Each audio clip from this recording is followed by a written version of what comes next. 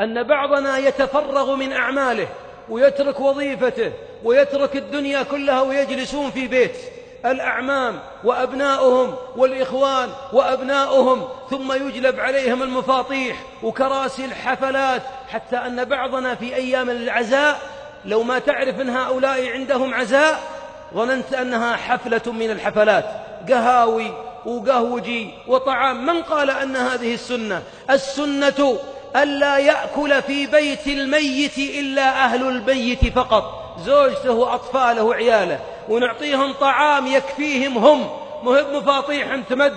وبعضنا الآن في المقبرة والله أن تموت ذبيحتكم، العشاء عندي، الناس الرجال ميت وهم يتعازمون في المقبرة، وهذا يحلف أن يعشيهم القابلة وهذا يعشيهم. السنة قال الحبيب اصنعوا لآل جعفر طعاما، آل جعفر طعاما، أسماء بنت عميس وعندها 4 أطفال، هؤلاء هم الذين يطعمون.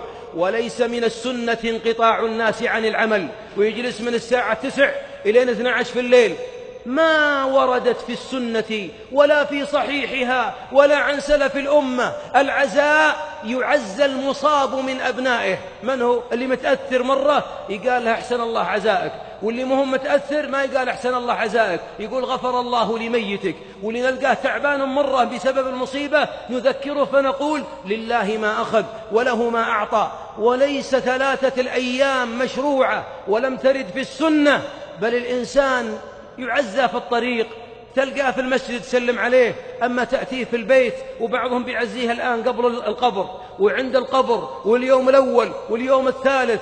والمشكلة الثالثة في العزاء أن مجالس العزاء مجالس ضحك وصخب وغيبة ومعصية، ساعة ساعتين بعد ما يجون من المقبرة، ثم مع صقع الفناجيل والمفاطيح سوالف في العقار، بل بعضهم يحلل الكورة والمنتخبات والأندية في مجلس عزاء. هذا عزاء؟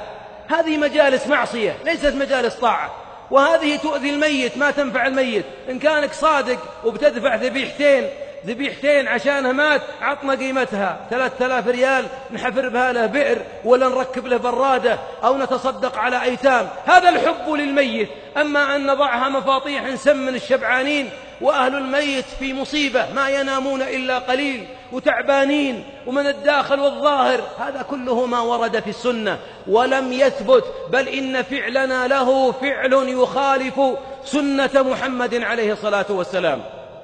أصدقوا بالدعاء لهم رحمهم الله، وعزوا المصاب واتركوا أهله، وأطعموا أبناءه فقط طعام يكفيهم. أما هذه الذي نراها قهوجي وكراسي وفرشات كلها ما أنزل الله بها من سلطان. اللهم اجعل موتى المسلمين قبورهم رياضا من رياض الجنات، والله أعلى وأعلم، وصلى الله وسلم.